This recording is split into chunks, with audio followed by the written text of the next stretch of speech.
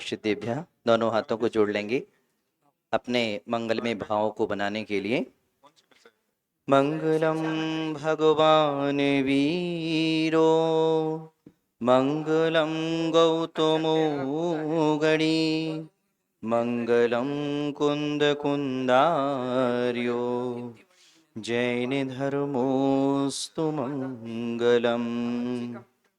सर्वमंगलमांगल्यं सर्वकल्याणकारकं प्रधानं सर्वधर्माणां जैनं जयतु शासनम्। तुभ्यं नमस्त्रिभुवनार्तिहराय नाथ तुभ्यं नमः क्षितितलामलभूषणाय तुभ्यं नमस्त्रिजगताः परमेश्वराय तुभ्यं नमो जिनभवोदधिशोषणाय। बोलिए नमतानम सिद्ध परमेष्ठी भगवान की जय। मूल नायक के खजाराट श्री आदिनाथ भगवान की जय। बोलिए परम पूज्य आचार्य गुरुवर से 108 विशुद्ध सागर जी महाराज की जय। बोलिए परम पूज्य मुनिश्री 108 सुप्रभ सागर जी महाराज की जय। बोलिए परम पूज्य मुनिश्री 108 प्रणत सागर जी महाराज की जय। धन्यवाद भाई राजेश जी। और यह जो संगोष्ठी का विषय है सुरभित मैत्री अनुशीलन, वर्तमान की जो परिस्थितियां हैं हम देखते हैं विश्व में इतनी विसंगतियां भरी हुई हैं, आपस में विसंवाद हो रहे हैं, देश आपस में लड़ रहे हैं। तो हम चिंतन करें, ऐसे में हमें मैत्री भाव की अत्यंत ही आवश्यकता होती है। और पूज्य श्री ने जो सुरभित मैत्री विषय पर यह अपनी देशना भावना द्वात्रिंशतिका पर अपनी जो देशना स्वरूप सुरभित मैत्री कृति का प्रणयन किया है, इसके ऊपर देश विदेश से पधारे सभी विद्वद्गण ऊहापोह से नाना ग्रंथों के आलोड़न विलोड़न से अपना जो यहाँ पर सारभूत आलेख के रूप में तत्व लाए हैं वह यहाँ पर प्रस्तुत करेंगे। कुछ ही क्षणों में पूज्य मुनि श्री सुप्रभ सागर जी महाराज हमारे बीच में विराजमान होंगे। आदरणीय अध्यक्ष महोदय के आदेशानुसार मैं आज के प्रथम वक्ता के रूप में पंडित अनिल जी शास्त्री सागर वालों को आमंत्रित करता हूं। अनिल जी शास्त्री सागर, आप शासकीय सर्विस में सागर में कार्यरत हैं और आपका विषय है सुरभित मैत्री के संदर्भ में माध्यस्थ भावना का स्वरूप और वैशिष्ट्य। आए पंडित अनिल जी शास्त्री।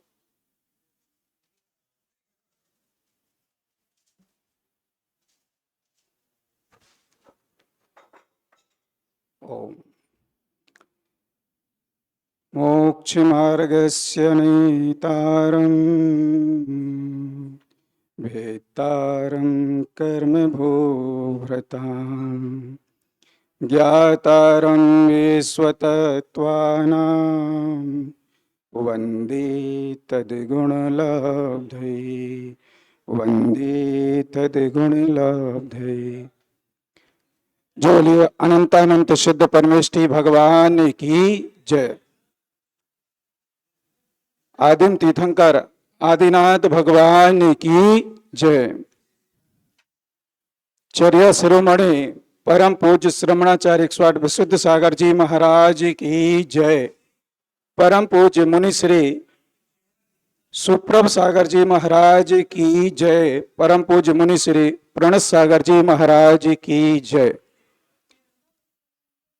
आदरणीय अध्यक्ष महोदय, सारस्वत अतिथि एवं मेरे सभी वरिष्ठ गुरुजन, विद्वान विद्वत साथीजन, श्रावक श्राविकाओं, पूज्य मुनि श्री के 4 पंक्तियों के माध्यम से मैं अपनी बात प्रारंभ करूंगा कि वाणी से गंभीर शब्द निकलते हैं, वाणी से गंभीर शब्द निकलते हैं, आंखों से क्षमा बरसती है, प्रवचन सदा शिक्षाप्रद देते, मौलिकता जिनसे झरती है। सारा शहर उन्हें है सुनता, जब अर्थ विवेचन करते हैं। पूज्य सुप्रभ सागर जी मुनिवर, जीवन में तप भरते हैं, जीवन में तप भरते हैं। जोले परम पूज्य मुनि श्री सुप्रभ सागर जी महाराज की जय। मेरा आलेख का विषय है सुरहुत मैत्री के संदर्भ में माध्यस्थ भावना का स्वरूप और उसका वैशिष्ट्य। परम पूज्य मुनि श्री सुप्रभ सागर जी महाराज ने सुरहुत मैत्री पूज्य आचार्य अमित गति महाराज के इन 32 श्लोक के संबंध में जो सार गर्भित प्रवचन के माध्यम से अपनी वाणी को गति प्रदान की है। प्रत्येक मानव जीवन में निरंतर कोई ना कोई कार्य करता रहता है। कार्य करना उसकी भावना पर निर्भर करता है। मैंने यहाँ पर 2 रूपों में इसका वर्णन किया है, एक माध्यस्थ भावना और एक मुनिश्री का उस पर विवेचन। यदि भाव पवित्र हैं तो मन पवित्र है, यदि भाव दूषित हैं तो मन मस्तिष्क भी दूषित या विकृत हो जाया करता है। हम संसार के मनुष्यों को देखते तो हैं, उनके विचारों के मत में भिन्नता दिखाई देती है। बुरे विचारों का निर्माता व्यक्ति स्वयं होता है। तीर्थंकरों की आत्मा शुद्ध, बुद्ध तथा कालिमा से रहित होती है, परंतु जो तीर्थंकर बने उन्होंने अपनी आत्मा को शुद्ध बनाने के लिए निरंतर पुरुषार्थ किया है और अपनी भावनाओं को विषय भोगों में नहीं भटकने दिया।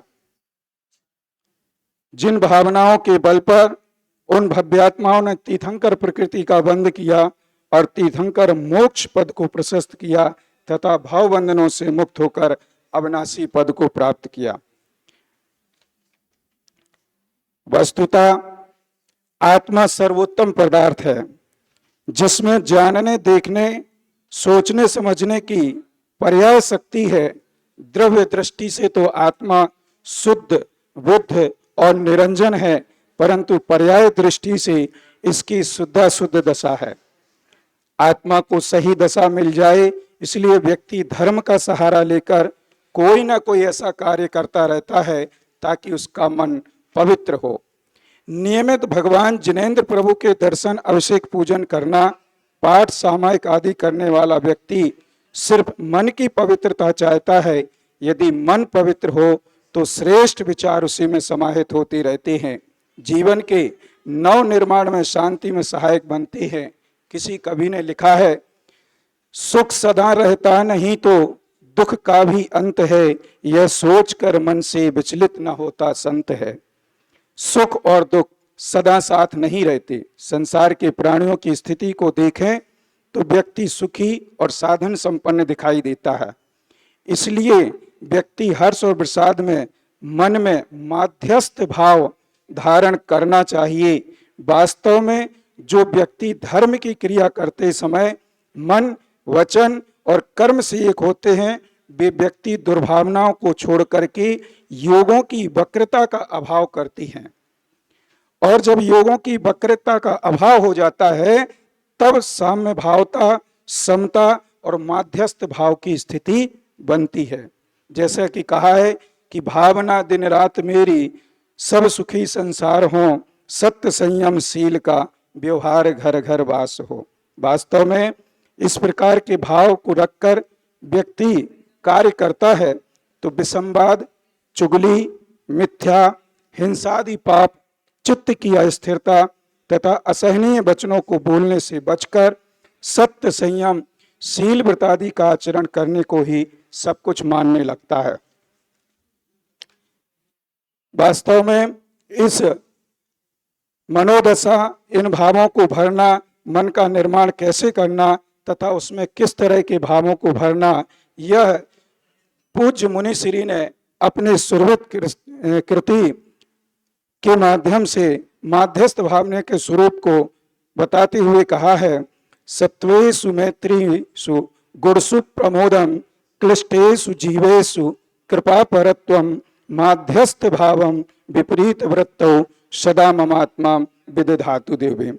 इस श्लोक में आचार्य महाराज ने सभी जीवों पर प्राणी मात्र से मित्रता का भाव रखने की बात कही है, किसी व्यक्ति विशेष से नहीं, चाहे वह शत्रु हो चाहे मित्र हो, छोटा हो बड़ा हो, किसी भी प्रकार का भेदभाव नहीं किया, पर यहाँ समानता का भाव, समता का भाव, मित्रता का भाव रखा है। और इसी तरह से कुछ भाव पंडित जुगल किशोर मुख्तार ने भी अपने मेरी भावना में कहा है कि मैत्री भाव जगत में मेरा, सब जीवों से नित्य रहे, दीन दुखी जीवों पर मेरे ओर से करुणा स्रोत बहे।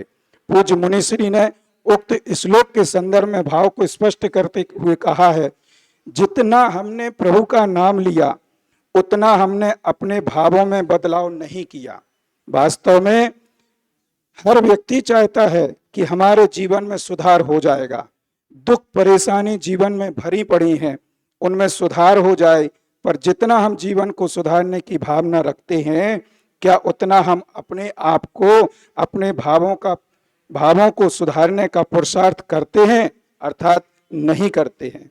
मुनिश्री कहते हैं, हमने भावों में सुधार करना था, लेकिन हमने उसकी जगह अपने भावों को धार दे दी, अर्थात अपने भावों को और पैना कर दिया, जिसके कारण हमारी कसाएं और अधिक बढ़ गईं, और इन कसायों के बढ़ने के कारण ही हमारे भावों में विकलता उत्पन्न हो गई। ऐसा ही भाव पूज्य मूलाचार में बट्टकेश्वर स्वामी लिखते हैं, जेण रागा विरुज्य जेण सेयु सुरज्जरी जेण मित्ति पभावेज्यम तम राणम जिन शासने।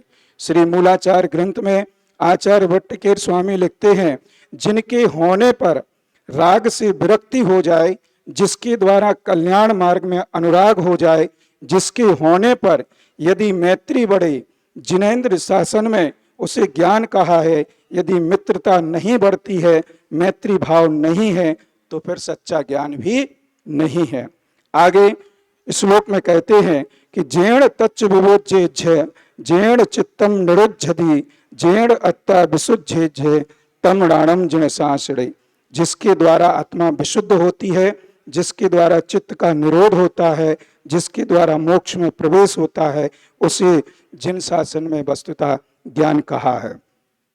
पूज्य मुनिश्री के भावों को ही बसुनंदी श्रावकाचार्य में आचार्य महाराज कहते हैं, उन्होंने कहा कि साम्य भाव जो है वही वास्तव में सामायिक है।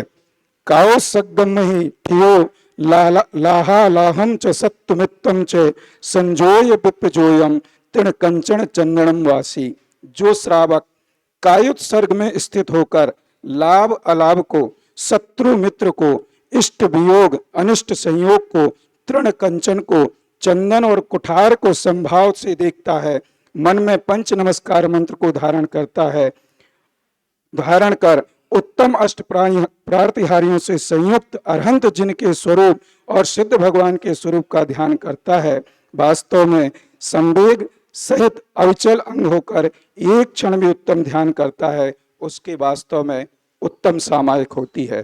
पूज्य मुनिश्री ने बहुत सुंदर बात कही, कहते हैं कि तुम्हारे जितने भाव बिगड़ेंगे, तुम्हारे आने वाले उतने ही भाव बिगड़ेंगे। भले ही मात्र एक डंडी का अंतर ही क्यों ना हो, हमारे जीवन में वर्तमान में दुख आया है, वह दुख किसी दूसरे ने नहीं दिया, वह तो स्वयं को प्राप्त हुआ है, स्वयं से प्राप्त हुआ है।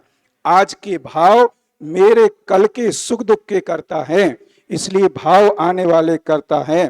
पूज्य मुनिश्री ने बहुत अच्छी बात कहते हैं कि महल भवन तो हमने बहुत बड़े बड़े खड़े कर दिए, लेकिन भवन बड़े होने से काम नहीं बनेगा, भावनाएं बड़ी होनी चाहिए। और भावनाओं को यदि हमने ऊंचा किया होता तो शायद भवनों में रहने की जरूरत ही नहीं पड़ती। वास्तव में भावों की सरलता का होना ही माध्यस्थ भाव कहलाता है। जैसा कि तत्वार सूत्र में उमा स्वामी महाराज ने कहा है, मृदोर भावम मार्दवम, अर्थात मृदुता, सरलता, सहजता का भाव ही मार्दव है। जैसे मैं जीव द्रव्य हूँ, सभी जीव द्रव्य हैं, ऐसे भावों के साथ अपने भावों का सुधार करना भाव का सुधार कराने वाला होता है। यहाँ पर पूज्य मुनिश्री ने 4 भावनाओं के बारे में बताया है कि भावनाओं के 4 स्तंभ हैं। पहला स्तंभ सभी जीवों में मित्रता का भाव, दूसरा स्तंभ गुणीजनों में प्रेम, तीसरा स्तंभ दीनहीन कृष्ण जीवों में करुणा भाव और चौथा स्तंभ है जिनके भाव परिणाम भाव विपरीत भाव ऐसे जीवों के प्रति माध्यस्थ भाव रखना। 4 भाव कौन से? मैत्री भाव, प्रमोद भाव, दया भाव और माध्यस्थ भाव। वस्तुतः इन माध्यस्थ भावना के माध्यम से ही हमारे जीवन में उत्तम सामायिक प्राप्त हो सकती है और उत्तम सामायिक जब प्राप्त होती है तो निश्चित ही हम उस परम पद को प्राप्त करते हैं। जैसा कि 16 कारण भावना में कहा है कि 16 कारण भाई तीर्थंकर जी भई, हर्षे इंद्र अपार मेरु पर ले गई, पूजा कर निज धन्य लखूं बहु चाव सो, हम ही 16 कारण भावें भाव सो। इन भावनाओं के भाने से, माध्यस्थ भाव के रखने से हम तीर्थंकर प्रकृति कर्मत का बंध तक कर सकते हैं। इन्हें मंगल भावनाओं के साथ पेलो पंच परमेष्ठी भगवान की जय।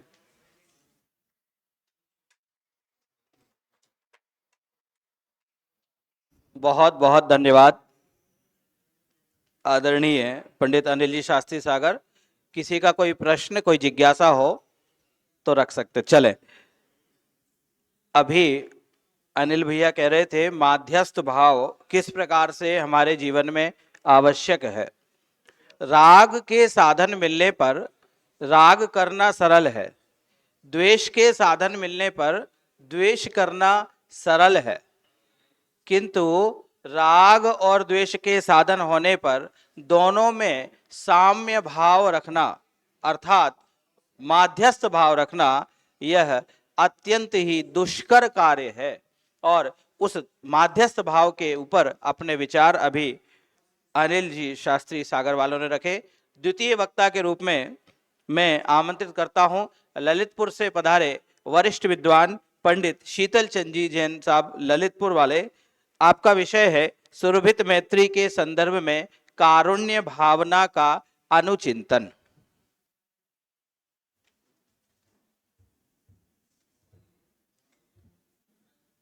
बोलिए चरिया शिरोमणि आचार्य विशुद्ध सागर जी महाराज की। पूज्य मुनि श्री सुप्रभ सागर जी महाराज हमारे बीच में विराजमान होने जा रहे हैं। जय बोले परम पूज्य मुनि श्री 108 सुप्रभ सागर जी महाराज की जय। नमोस्तु महाराज जी, नमोस्तु महाराज, नमोस्तु की जय। परम पूज्य मुनि श्री सुप्रभ सागर जी महाराज की, परम पूज्य मुनि श्री प्रणत सागर जी महाराज की। सम्माननीय मंच, समस्त सम्माननीय वरिष्ठ विद्वत वर्ग और हमारे सभी विद्वानजन, समाज के महानुभाव, माताओं बहनों,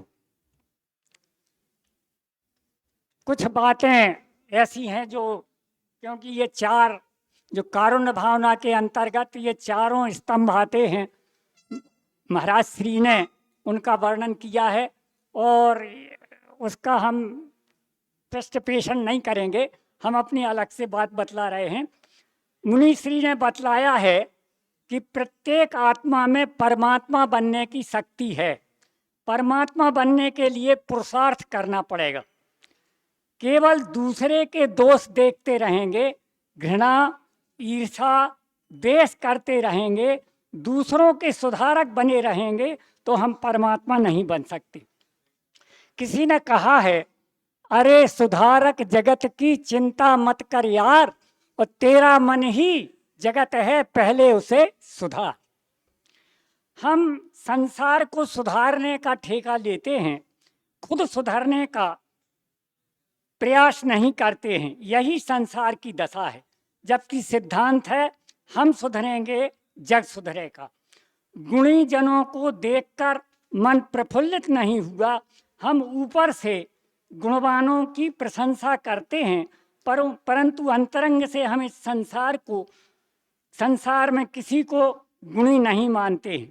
कहने के लिए हम धर्मात्मा, गुणी, अच्छा सब कुछ कह लेंगे, पर वहाँ भी हमारी कुछ स्वार्थ की भावना होती है।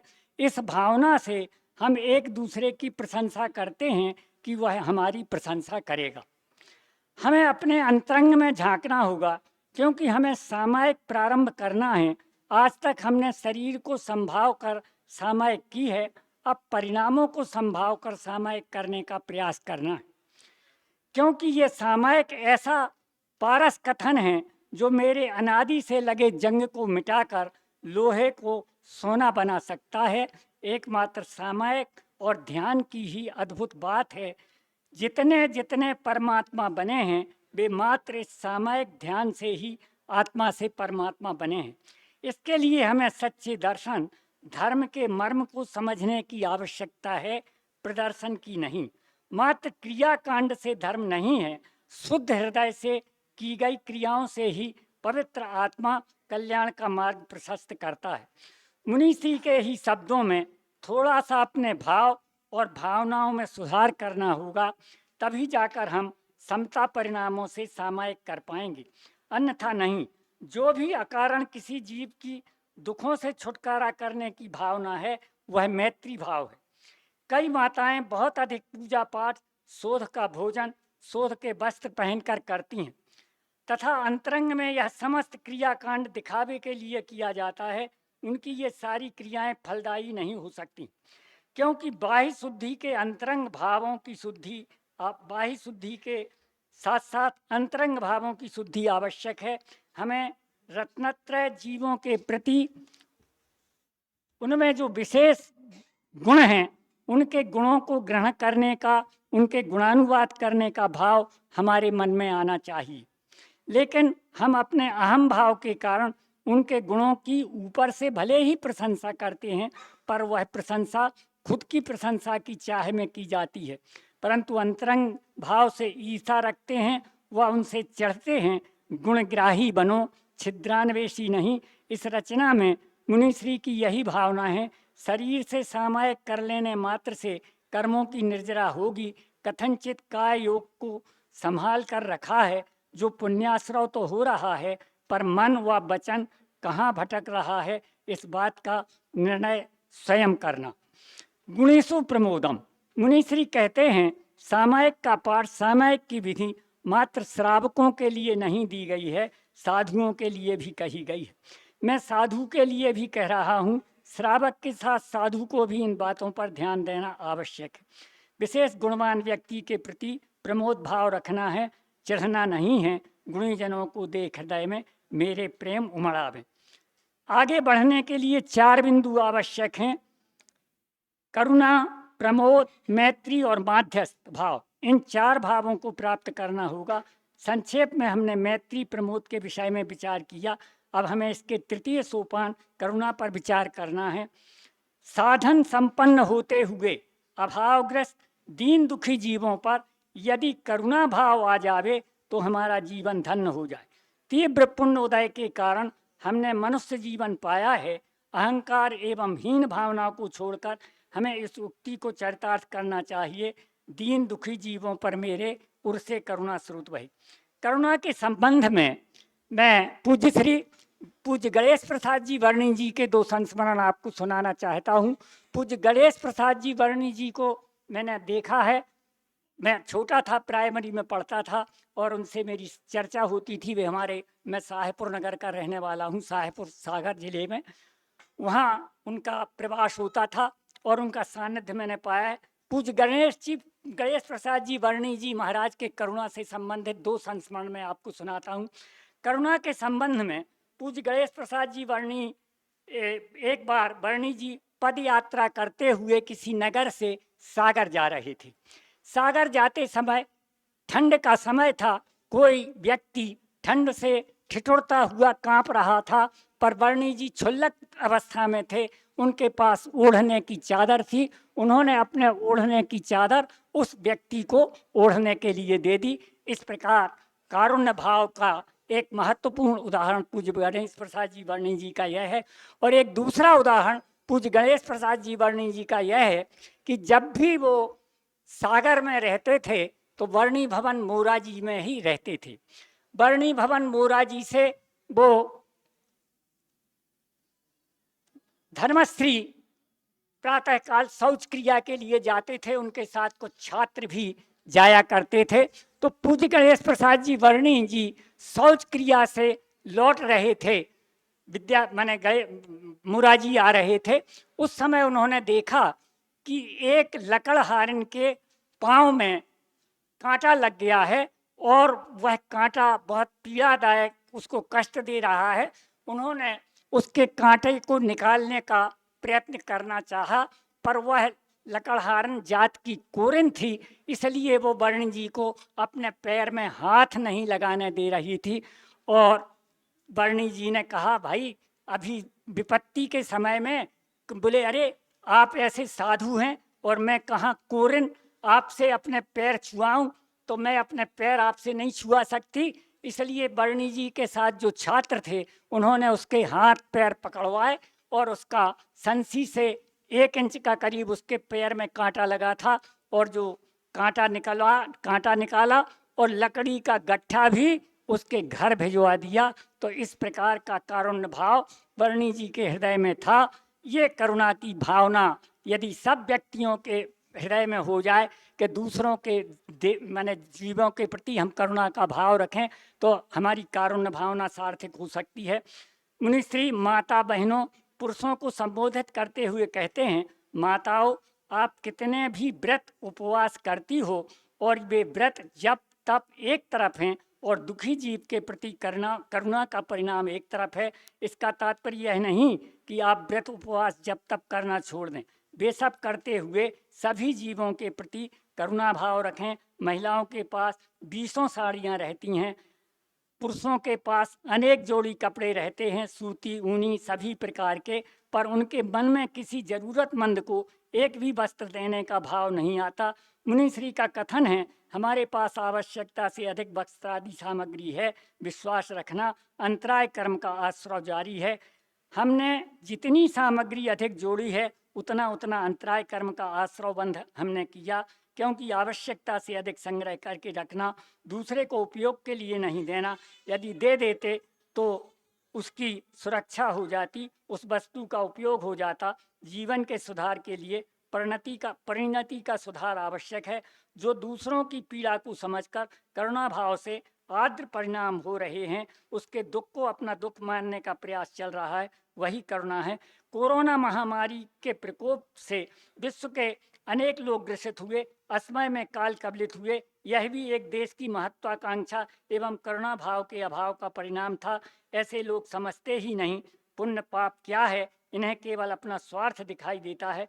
मुनिश्री जीवन को संगीत बनाने की प्रेरणा देते हैं। यदि कोई व्यक्ति किसी पीड़ा से व्यथित है, उससे आप उसके दुख दर्द की कहानी अगर पूछ लेते हैं तो पीड़ित व्यक्ति का आधा दुख दर्द आपके पूछ लेने मात्र से दूर हो जाता है। यही करुणा है। मुनिराज कहते हैं कि दूसरे जीव पर करुणा करो ना करो, अपने जीव द्रव्य पर करुणा करो। सबसे बड़ी करुणा अगर संसार में कोई है तो अपने ऊपर करुणा करना है, और जिस जीव ने अपने ऊपर करुणा की उसने अपने आप सभी जीवों पर करुणा हो ही जाएगी। यदि हम दुष्कृत्य करते हैं तो कर्मों का बंध तो हमें ही होगा। भगवान व परमात्मा की पूजा करना हर कोई नहीं जानता है, पर निज परमात्मा की भी पूजा कर लो। केवल परमात्मा की मूर्त की पूजा काम सफल करने वाली नहीं है। इसका मतलब यह मत निकाल लेना कि हमें परमात्मा की मूर्त की पूजा नहीं करना है। इसके साथ ही साथ निज आत्म स्वरूप को जानो। यहाँ आचार्य महाराज सबके प्रति मैत्री, बड़ों के प्रति प्रमोद और छोटे तथा दीनहीन के प्रति करुणा मात्र चंद शब्दों का मलहम लगाने से सबके गांव भर जाएंगे। किसी कवि ने कहा है, अब इसी प्रकार यदि तड़पते हुए जीव का आप अच्छा करने का प्रयास करेंगे, उस जीव का अच्छा हो ना हो पर आपका अच्छा अवश्य होगा। जैन धर्म का मूल सिद्धांत अहिंसा परमो धर्म, अहिंसा का पालन मात्र दया करुणा आर्द्र परिणाम से ही हो सकता है।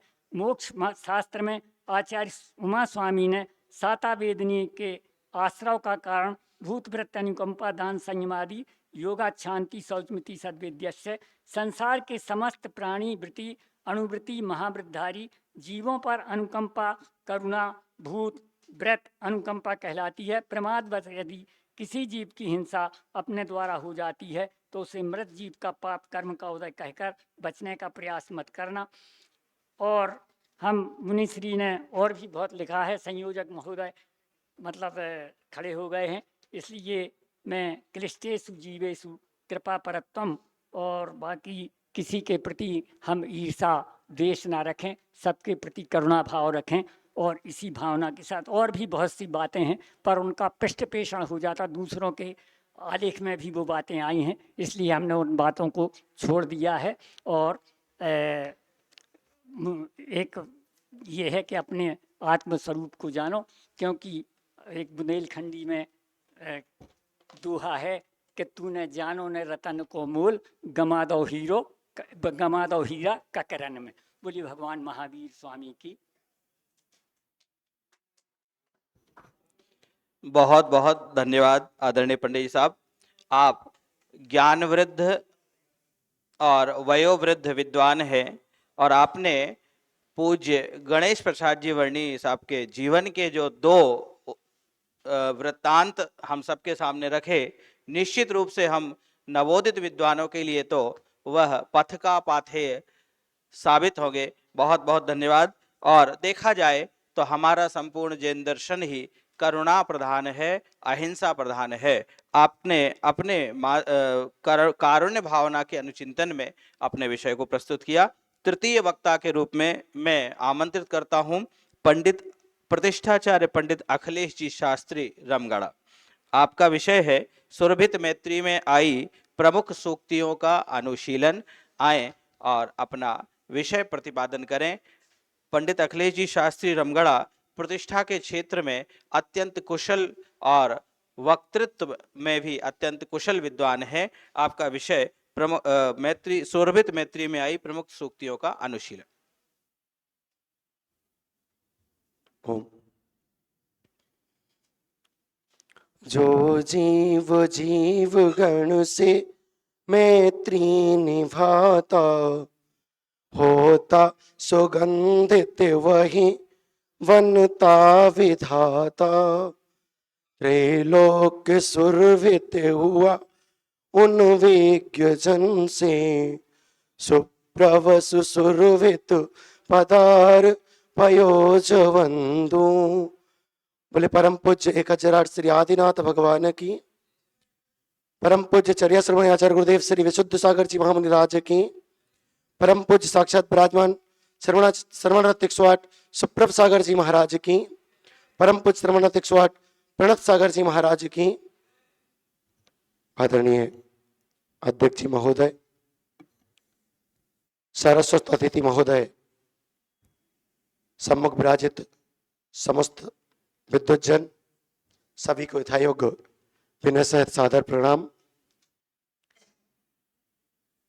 चूंकि मैं कामना करूंगा कि मैंने सबको सुना है तो सब हमें भी सुने, है ना।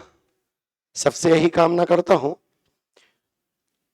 पूज्य सुप्रभ सागर जी गुरुदेव ने वो उपकार किया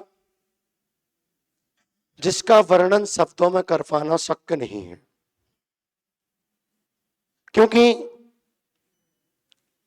द्वात्रिंशति का ग्रंथ को छंद अच्छा होने की वजह से सबको पढ़ने में आनंद आता है, लेकिन यदि उसी छंद को सरल भाषा में, या यूं कहूं जैसे मां अपने बेटे को कभी डांट कभी प्यार से समझा करके अपनी बात मनवाती है, उसी तरह से पूज्य सुप्रभ सागर जी गुरुदेव ने सुरभित मैत्री में जो अपने प्रवचन के माध्यम से, देशना के माध्यम से जो प्रत्येक जीव मात्र के कल्याण की भाव उसमें समाहित किए हैं, वो अद्वितीय है। कारण कि हम प्रथम सत्वेषु मैत्रिम पे यदि चर्चा करें तो हमें कहते कि सत्पुरुषों में मित्रता के भाव रहना या सभी जीवों में मित्रता के भाव रहना, जबकि पूज्य गुरुदेव ने जब रहस्य उद्घाटित किया तो उन्होंने एक सूक्ति वहां पे प्रदान की, और वो सूक्ति ये है कि मित्रता राग द्वेष को लिए हुए होती है, स्वयं के और दूसरे की अपेक्षा को लिए होती है, लेकिन मैत्री अपेक्षा से रहित होती है। वहां मैत्री में किसी प्रकार की कोई अपेक्षा नहीं है, किसी प्रकार की कोई अवधारणा नहीं है कि इस जीव के प्रति हम मैत्री का भाव रखेंगे तो ये हमारे प्रति अच्छा करेगा कि बुरा। मतलब इतनी सरल पद्धति के माध्यम से मैत्री को समझाया कि मैत्री अलग है और मित्रता अलग है। अब तक मित्रता को हम समझते आए तो उन्होंने लिखा कि मैत्री में उसका विलोम नहीं है, लेकिन मित्रता का विलोम शब्द है,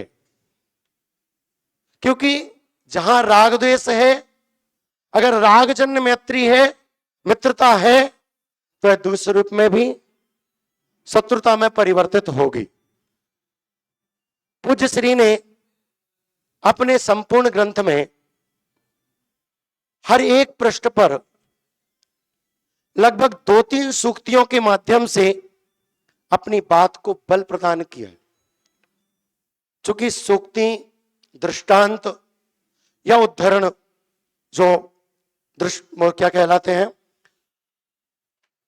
हम जिसको प्रमाण जब दिए जाते हैं तो अपनी बात को और ज्यादा बल उसमें प्रदान कर देते हैं, और उस बात को कितने बड़ी बात को छोटे शब्दों में कहना है, उसको सूक्ति के माध्यम से पूज्य गुरुदेव ने बखूबी अपने ग्रंथ में समाहित किया। लगभग सत्वेषु मैत्रीम गुणेषु प्रमोदम क्लिष्टेषु जीवेषु कृपा परत्वम माध्यस्थ भावम विपरीत वृत्तौ सदा ममात्मा विद्धातु देव। इस 4 स्तंभ में, जो सामायिक के 4 स्तंभ हैं, उन 4 स्तंभों के जो व्याख्यान हुआ, उन 4 व्याख्यान में ही लगभग 40 सूक्ति समाहित है। प्रथम सूक्ति में पूज्य गुरुदेव कहते हैं कि ये अनादि के संस्कारों के कारण ही हमारे अंतिम संस्कार हो रहे हैं। अगर अनादि काल के संस्कार, कुसंस्कार हमारे अंतःपटल पर नहीं होते तो हमारा मन सामायिक में लगता, हमारा मन धार्मिक क्रियाकलापों में लगता। लेकिन यदि हमारा मन सामायिक में प्रवृत्त नहीं है तो उसका कारण है कि अनादि काल से कुसंस्कारों के कुचक्र में हम पड़े हुए हैं, जिसके कारण हम बार बार क्या कर रहे हैं, हमारे अंतिम संस्कार होते चले जा रहे हैं। वहीं दूसरी सूक्ति में पूज्य गुरुदेव लिखते हैं कि उन्ना लगता समझते हो है? पूज्य गुरुदेव चूंकि सोलापुर महाराष्ट्र से है, लेकिन बुंदेली में रह करके पूज्य गुरुदेव की बुंदेली भी अच्छी है, और उन्होंने वहां पे शब्द दिया उन्ना लत्ता, अर्थात कपड़ों के साथ हो तब तक तुम्हारे अंतिम संस्कार, थोड़ा बोले अपन, होते रहेंगे। क्योंकि किसी ने कहा भी है, जिस पर जितने कपड़े हैं उस पर उतने लफड़े हैं, और जो कपड़ों को छोड़ चले मुक्ति पथ की ओर बढ़े। जब तक कपड़े हैं तब तक इस शरीर के साथ बहुत सारे लफड़े झफड़े, संसार के सारे काम करने पड़ेंगे, ना करने के भाव भी होंगे, ना तब पे भी करने पड़ेंगे, क्योंकि अनादि के संस्कार हमारे साथ है, जिस कारण से हम कपड़ों के साथ इस जीवन को प्राप्त है। और जब तक कपड़े रहेंगे, जब तक इस दशा को प्राप्त नहीं होंगे, तब तक उस दशा को प्राप्त भी नहीं हो सकेंगे। अग्रिम सूक्ति के माध्यम से पूज्य गुरुदेव बतला रहे हैं कि हमें भाव बदलने की जगह हमने भाव खाना सीख लिया। थोड़ा सा यदि किसी को पद पर बिठा दो या किसी को थोड़ी सी इज्जत बख्श दो, वो भाव खाना प्रारंभ कर देता है। जबकि उसको अपने भावों को बदलना चाहिए। हम भाव तो बदलते नहीं है, और अपितु भाव बदलने की जगह भाव खाने लग जाते हैं। और जब भाव खाएंगे तो निश्चित रूप से मैत्री का गुण तो उसका गुण होगा। मैत्री गुण उसके पास रह ही नहीं सकता। जिसने भाव खाए उसके मैत्री गुण रहेगा ही नहीं। फिर गुरुदेव ने अग्रिम सूक्ति के माध्यम से आगाह किया कि भाव नहीं बदलेंगे तो भाव भी नहीं बदलेगा। मुख्यता भावों की ही है। यदि भाव बदल दिए तो निश्चित से भाव बदलेगा। चाहे भाव विकृत रूप बदले हो, चाहे स्वभाव रूप बदले हो। अगर स्वभाव रूप भाव बदले तो इस मनुष्य पर्याय को पाने की सार्थकता है। और अगर विभाव रूप बदले तो समझ लेना कि 7 राजू की यात्रा हमारी विफल हो गई। 14 राजू में से 7 राजू तक तो आ गए हैं, और 7 राजू अगर स्वभाव में गए तो 7 राजू ऊपर जाएंगे, और अगर विभाव में गए तो पुनः जहां से यात्रा प्रारंभ हुई थी उसी की ओर प्राण कर जाएंगे। आगे पूज्य गुरुदेव की सूक्ति में एक शब्द बहुत अच्छा लगा मुझे कि जीवन कोई व्यापार नहीं है और धर्म कोई सौदा नहीं है, और धार्मिक क्रियाकलापें भी कोई व्यापार करने की वस्तु नहीं है। आज हम सर्वत्र एक चीज देखते हैं, हम सौदा करते हैं। सौदा इस बात का करते हैं हमारे घर में ऐसा हो जाए तो हम ये कर देंगे। हे प्रभु, हमारे बेटे की नौकरी लग जाए तो उसकी 1 साल की सैलरी से सिद्ध चक्कर कराऊंगा। ये व्यापार नहीं है। जीवन वास्तविकता में व्यापार नहीं है। जीवन को जो हमें जीवन मिला है वह जीवन सामायिक के माध्यम से आगे उत्कृष्ट की ओर जाने का एक वो बिंदु है जिसके माध्यम से हम चारों दिशाओं में जा सकते थे, या यूं कहें वो स्टेशन है ये मनुष्य जीवन जिसके माध्यम से चारों गति में प्राण कर सकते हैं। हमें अपनी सोच को ऐसा बनाना है कि हम उन धार्मिक क्रियाकलापों के साथ, उन स्वभाव परिणति के साथ किधर की ओर जाएंगे।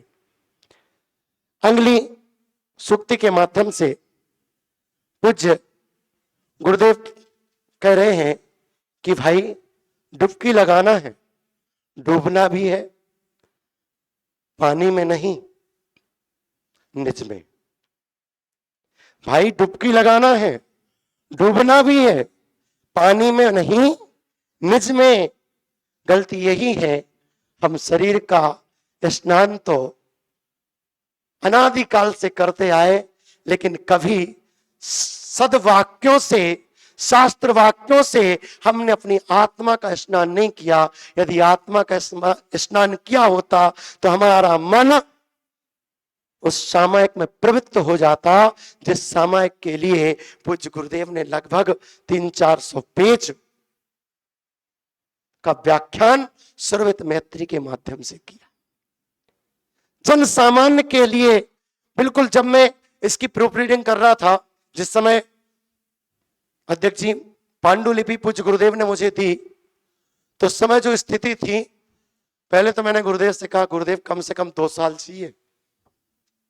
ऐसी स्थिति में पांडुलिपि, ना पैराग्राफ, ना श्लोक इधर उधर, ना पद्यानुवाद, सब कुछ मिक्स। और गुरुदेव ने टारगेट भी दिया, अगस्त में मुझे दिया और सितंबर में बोले फर्स्ट प्रूफ करके भेजो। इतने जल्दी जल्दी में किया। साथ ही साथ इतना बड़ा ग्रंथ करने का सौभाग्य जो गुरुदेव ने मुझे दिया, वास्तव में मैं इसके काबिल तो नहीं था, लेकिन पता नहीं गुरुदेव ने कहां से मुझ में काबिलियत देखी कि मुझे इतना बड़ा ग्रंथ मुझे सौंपा प्रूफ रीडिंग के लिए, संपादन के लिए। मेरा अहोभाग्य। लेकिन कभी कभी क्या होता है कि हम यदि किसी ग्रंथ का स्वाध्याय करें, पठन पाठन करें, तो एक आलस्यपना आ ही जाता है, या यूं कहें जो बिगड़ा हुआ हो उसको सुधारने में भी आलस्यपना आएगा। लेकिन सुरभित मैत्री में जो पूज्य गुरुदेव की शब्दावली थी, जो उन्होंने लिखा है, उसको एक पेज करता था और सोचता था ये पेज पूरा हो जाता है तो अब सोऊंगा। लेकिन जब वो पेज पूरा होता था तभी ये लगता था यार एक पेज और कर लो फिर सोएंगे। मतलब इतना इंटरेस्ट उसमें बढ़ता था, जबकि वो कृति संशोधित नहीं थी, व्यवस्थित नहीं थी, फिर भी इतना मन लग रहा था उसको प्रूफ रीडिंग करने में। और यदि वो कृति संवर्धित होकर के पूर्ण रूप में आपके कर कमलों तक पहुंचेगी, जब उस कृति का स्वाध्याय होगा, तो निश्चित रूप से मैं मानता हूं कि प्रत्येक जीव के लिए वो कृति कार्यकारी होगी और जीव के लिए ये मार्ग जरूर खोलेगी कि ये हमारे सामायिक को करना कैसे है, सामायिक को करने में कितनी प्रकार की कठिनाइयां आती हैं, कौन कौन सी कठिनाइयों से साधक जूझता है, ये सब सुरभित मैत्री में समाहित है। सूक्तियां बहुत हैं, 40 सूक्तियां मात्र 4 स्तंभ से ही निकली हैं, शेष का तो कहना ही क्या, समय हो चुका है। मैं आगे अपनी वाणी को विराम दूंगा और पूज्य श्री के चरणों में नमोस्तु निवेदित करूंगा। हे स्वामी नमोस्तु नमोस्तु नमोस्तु। बहुत बहुत धन्यवाद आदरणीय पंडित अखिलेश जी। अभी किस प्रकार से इन्होंने इस ग्रंथ का संपादन किया है, वह अपना पूरा जो परिश्रम है अनुभवों के माध्यम से हम सब के सामने प्रस्तुत कर रहे थे। नैषधीय चरितम में एक सूक्ति आती है, मितम च सारम च वचो ही वाग्मिता।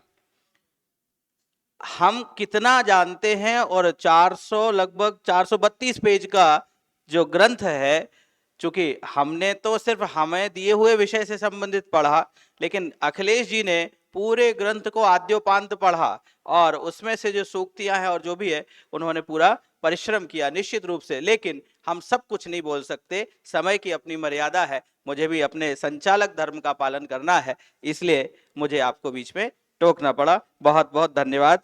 चतुर्थ एवं अंतिम वक्ता के रूप में आप भी देश के सुप्रसिद्ध प्रतिष्ठाचार्य हैं और विश्रुत हैं, पंडित पवन कुमार जी दीवान। मैं आपको आवाज देता हूं। आपका विषय है सामायिक पाठ और उसके विभिन्न अनुवाद, एक अध्ययन। आए और अपना आलेख प्रस्तुत करें। आदरणीय प्रतिष्ठाचार्य पंडित पवन कुमार जी दीवान।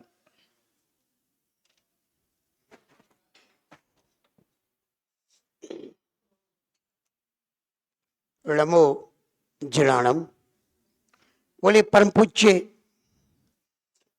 गुरुवर मुनिषी सुप्रभ सागर महाराज की जय, पूज्य मुनिवर श्री प्रणुष सागर महाराज की जय, श्रीमद जैन धर्म की जय। पूज्य मुनिदय श्री के श्री चरणों में शबन वंदन करता हुआ सत्राध्यक्ष माननीय भारती जी, सरस्वती अतिथि एवं हमारे सभी आदरणीय वरिष्ठ विद्वज्जन, सभी सहपाठी मित्रगण, संगोष्ठी का विषय मूलतः सुरभित मैत्री जो सामायिक पाठ के संदर्भ में है, और उसमें मेरा अपना विषय जैसा कि घोषित किया संचालक महोदय ने कि सामायिक पाठ और उसके विभिन्न अनुवाद, एक अध्ययन। चूंकि सारी विषय वस्तु सामायिक पाठ से संबंधित है, ये बात अलग है कि मध्याह्न काल के सत्र में वो बात आई थी कि सामायिक पाठ का उल्लेख कहाँ है, तो आचार्य प्रणीत तो नहीं मिला संदर्भ, लेकिन पंडित पन्ना लाल जी साहब ने जो सामायिक पाठ संस्कृत में लिखा है उन्होंने अपने पहले छंद में भी उसका उल्लेख किया है और अंतिम छंद में भी किया है।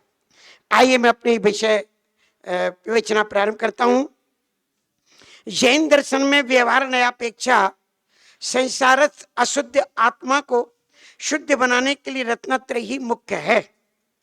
चूंकि कारणों से ही कार्य की सिद्धि होती है, व्यवहार रत्नत्रय कारण एवं निश्चय रत्नत्रय कार्य रूप प्रण होता है।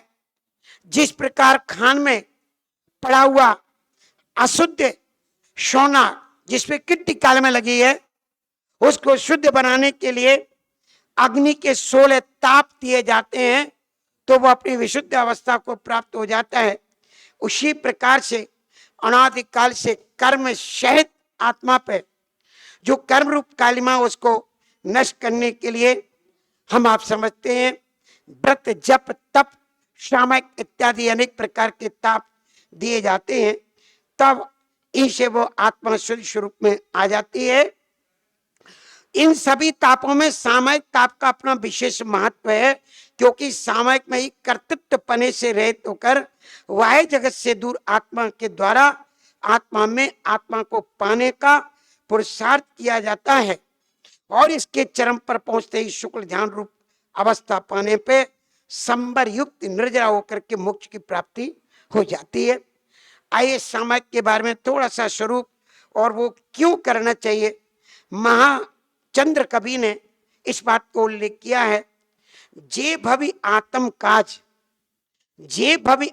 काज करण उद्यम के धारी ते सब काज बेहाय करें सामयिक शाली। अर्थात ऐसे भव जीवों के लिए सामयिक करना अनिवार्य है।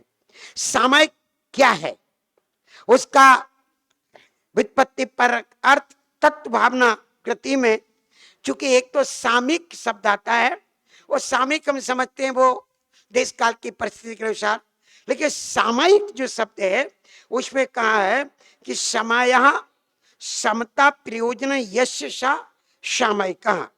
समत्व अर्थात समता भाव की प्राप्ति जिसका प्रयोजन है वह सामयिक है। अर्थात जिस प्रवृत्ति में राग द्वेष से परे मोह क्षोभ आदि से परे आनंद की प्राप्ति हो वह सामयिक है। वस्तुतः सामयिक का उद्देश्य वह जगत के वैभव भोगोपभोग व पुत्र कलत्र राज्य आदि की प्राप्ति नहीं, बल्कि आत्म शांति से प्राणी मात्र में भी सुख शांति का विस्तार हो, अशांति का नाश हो, ये सामयिक का लक्ष्य है।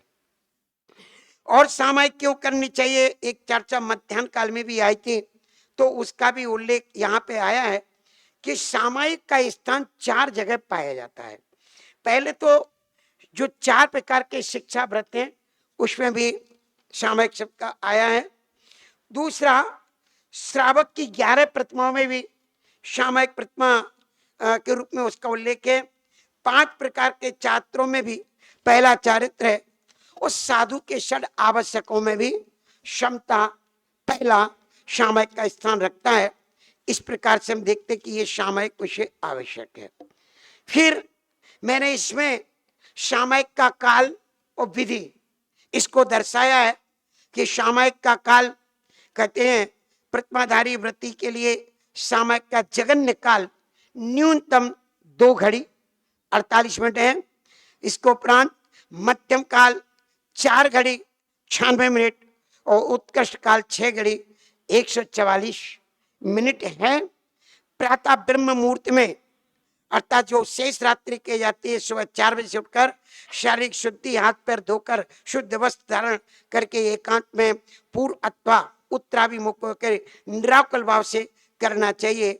ये आवश्यक नहीं कि सामयिक मंदिर में ही हो, निर्जन स्थान आदि पर हो सकते हैं। उसकी विधि दर्भासन, चिटाई, खड़गासन, पद्मासन ये सब दे करके। और अब दूसरे तंग से कहते सामयिक के 6 वेद भी आए हैं विवक्षा की अपेक्षा। नाम सामयिक, स्थापना सामयिक, द्रव्य सामयिक, क्षेत्र सामयिक और काल एवं भाव सामयिक, ये भी एक अपेक्षाकृत भेद हैं। और सामयिक के फल की प्राप्ति क्या होती है, इसको लेकर के यहाँ पे कहा कि सामयिक कर्ता के सामयिक कृत्य से सर्व प्रकार से पापाश्रव की निवृत्ति होती है, शांति से पुण्याश्रव होता है, वो भावपूर्वक करने से सुख शांति की प्राप्ति होती है। इसीलिए वो सामायिक के उसमें लाभ है। सामायिक के अतिचार या दोष, ये चर्चा भी मध्याह्न काल में थी। पंडित जी विनोद कुमार जी भाई साहब ध्यान रखते हैं। अपन तत्व भावना कृति में यहाँ पर उल्लेख आया है। पहले तो सामायिक का वो संकल्प करता है, और हम समस्त सावध योगात विरतोष्मी, मैं समस्त प्रकार के सावध्य से रहित होकर के सामायिक करने का वो संकल्प करते हैं, फिर इसमें स्थिर होते हैं। अब इसके जो मन संबंधी 10 दोष हैं, कौन कौन से हैं, केवल उनका नाम उल्लेख करूंगा। अविवेक, यश जी अभी आ रहे हैं डॉक्टर साहब, इसमें केवल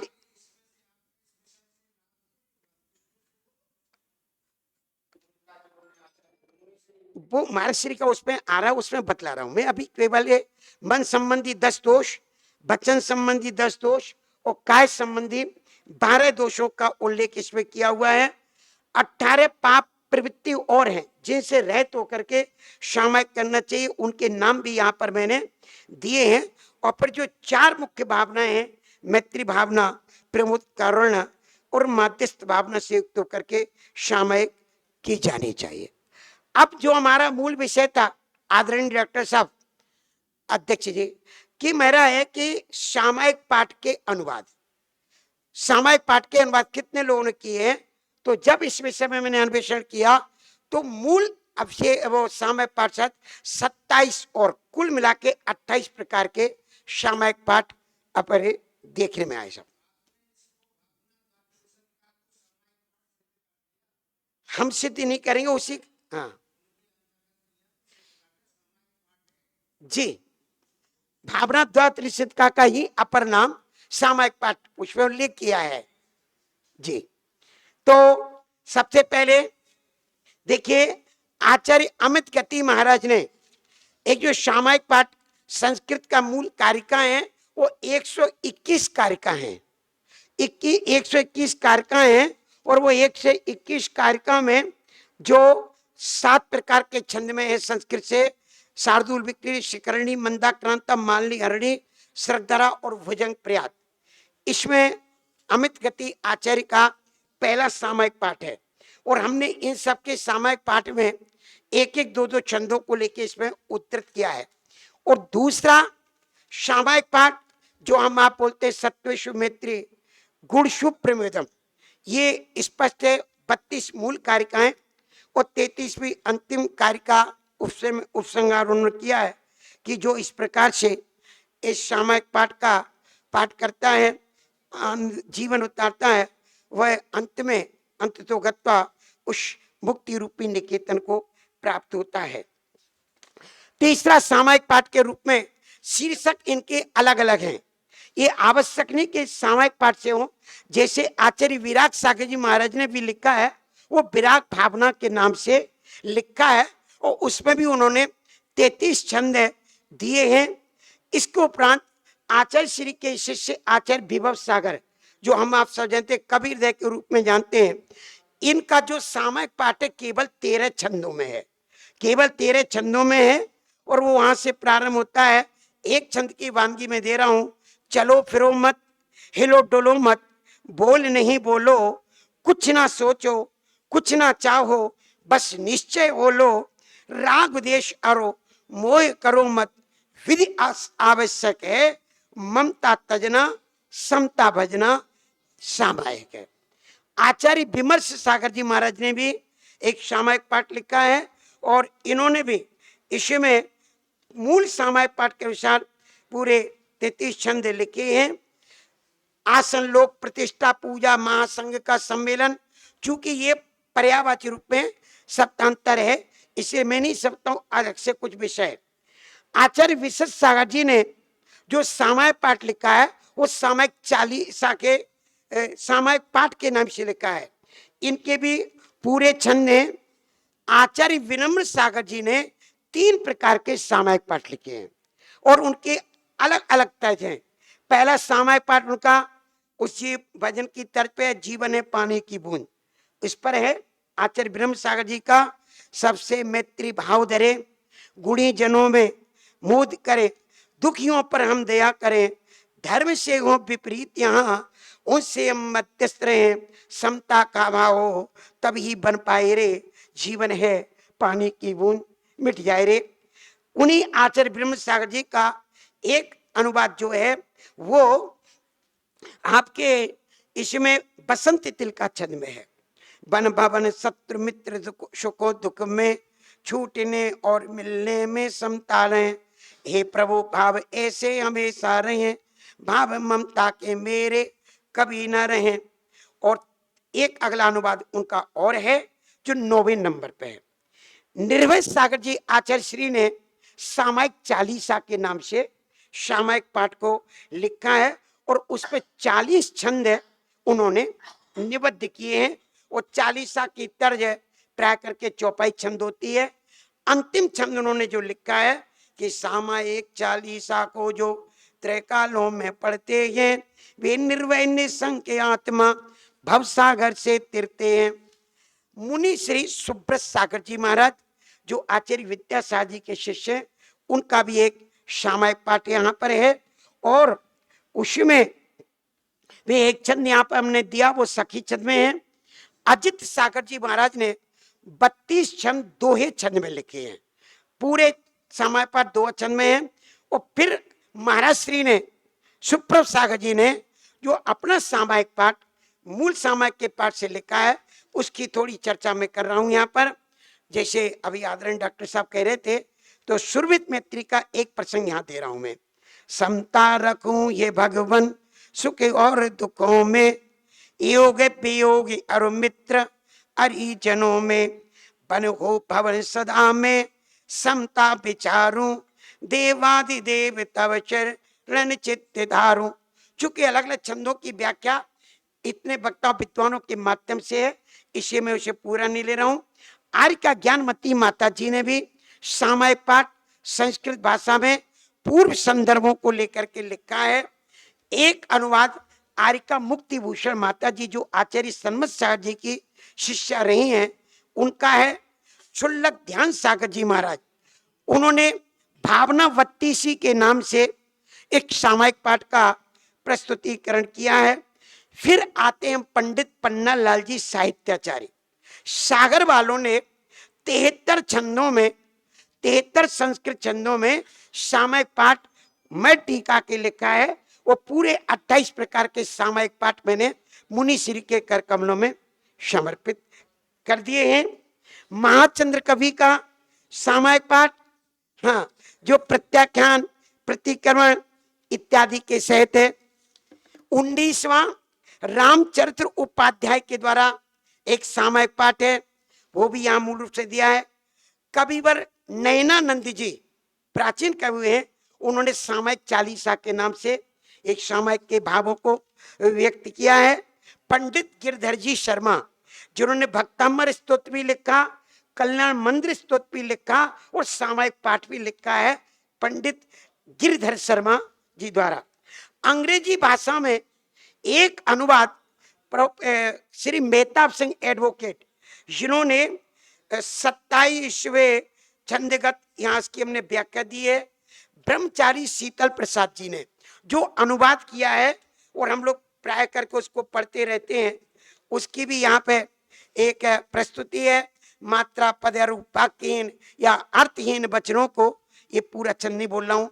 बाबू युगल किशोर जी कोटा जिन्होंने केवल विकिरणों से, उनका भी सामायिक पाठ प्रेम भाव हो सब जीवों पर, सब जीवों से गुणी जनों में हर्ष विभो, ये उन्हीं का है।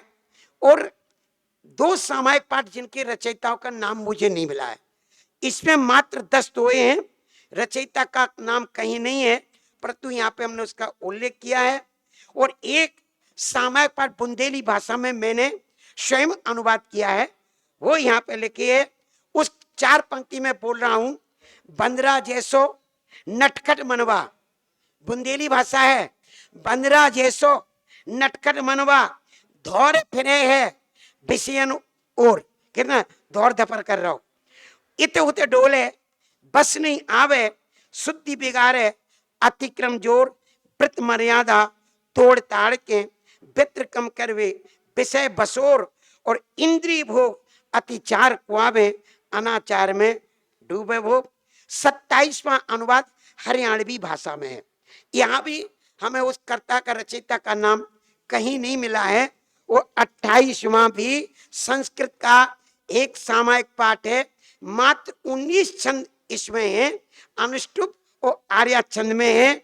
इस प्रकार से ये 28 अनुवाद मुख्य रूप से मैंने जो खोजे, हो सकता और भी हो, आगे दृष्टि पड़ेगी तो प्रयत्न करूंगा।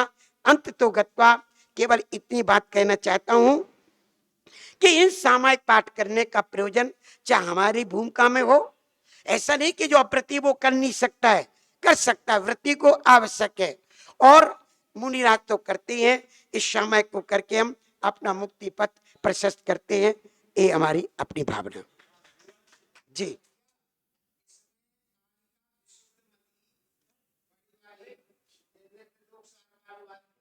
जी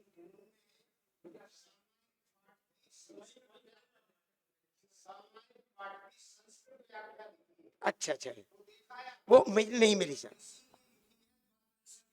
अच्छा अच्छा,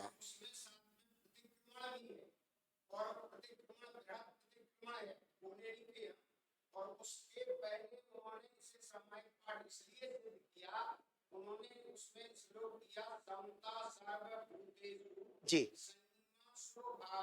अच्छा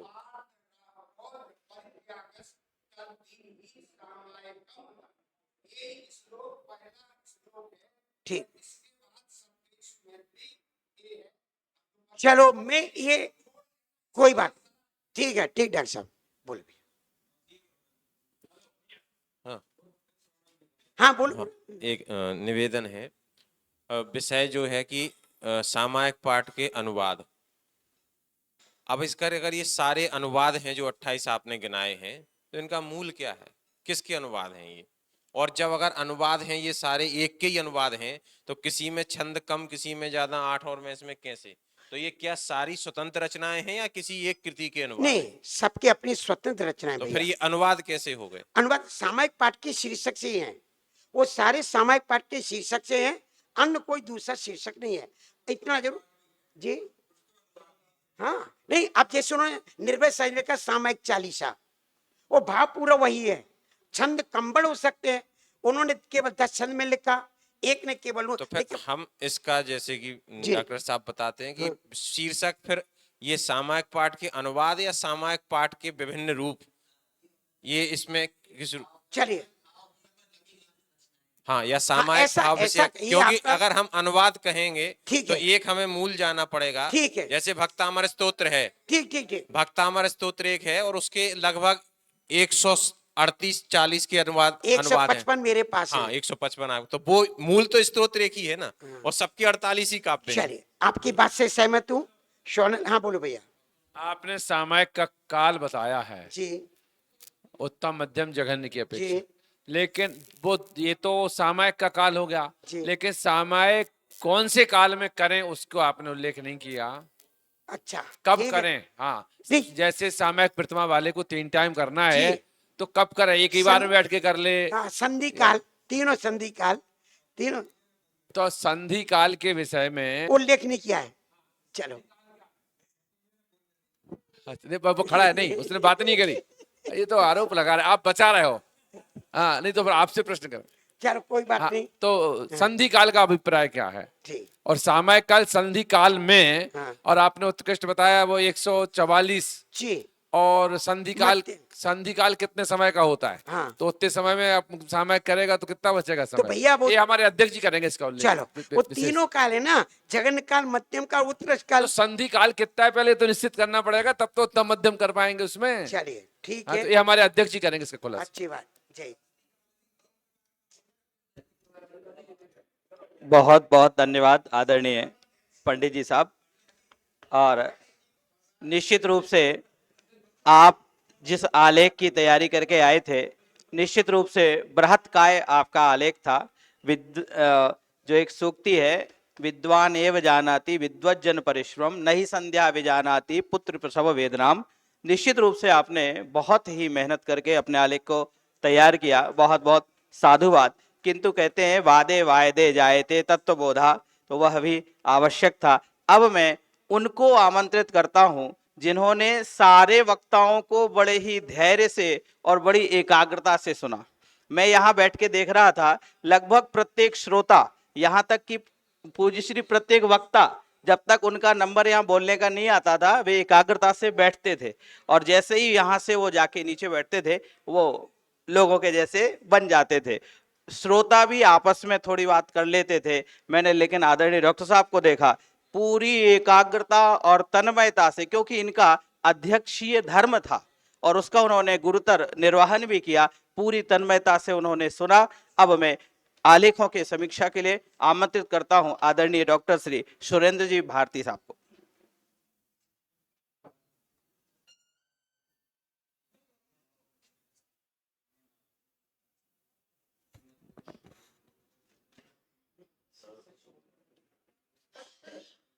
श्रीमत् परम गंभीरो स्याद्वादा मोगलांछनम जीयात्रैलोक्यनाथ से शासनम जिन शासनम।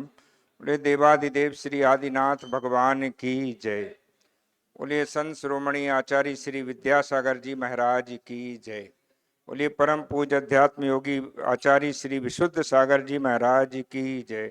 परम पूज्य मुनि प्रवर श्री सुप्रभ सागर जी महाराज की जय। परम पूज्य मुनि श्री प्रणत सागर जी महाराज की जय। जैन धर्म की जय। परम पूज्य मुनि श्री सुप्रभ सागर जी महाराज के चरणों में सादर नमोस्तु। पूज्य मुनि श्री प्रणत सागर जी महाराज के चरणों में सादर नमोस्तु।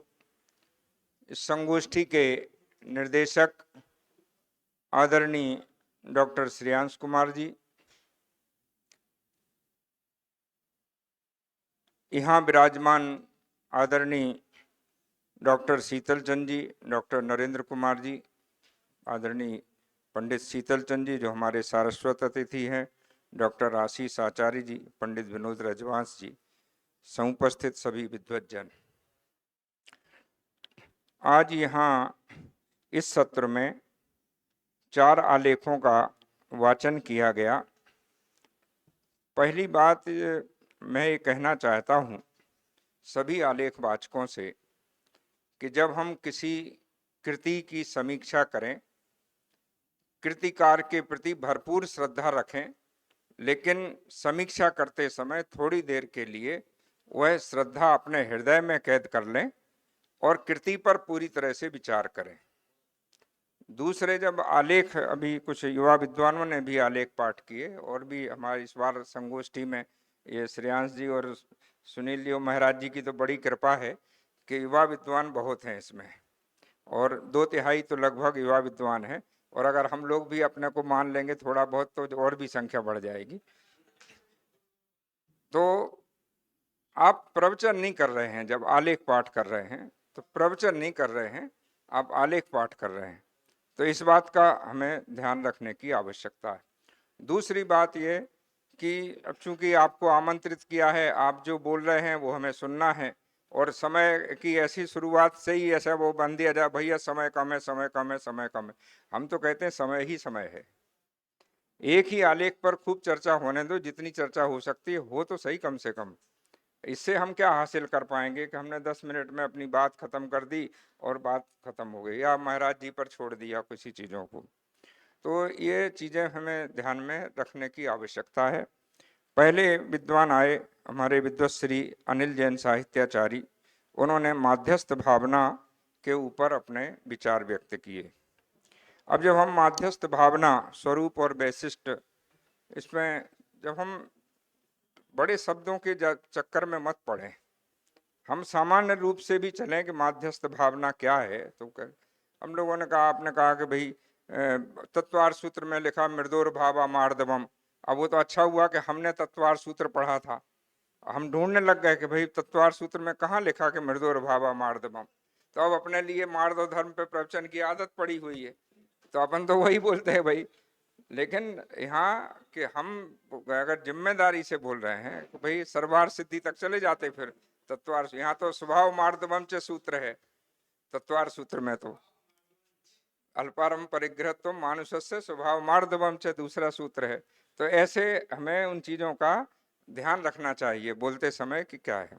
आपने बहुत ही अच्छा। दूसरे, जब हम एक विषय पर ले रहे हैं, अभी 3 विद्वानों ने एक एक भावना पर बोलना था उनको, और तीनों ने क्या किया कि 4-4 भावना पे बोला, तो उनका जो विषय था वो कम हो गया।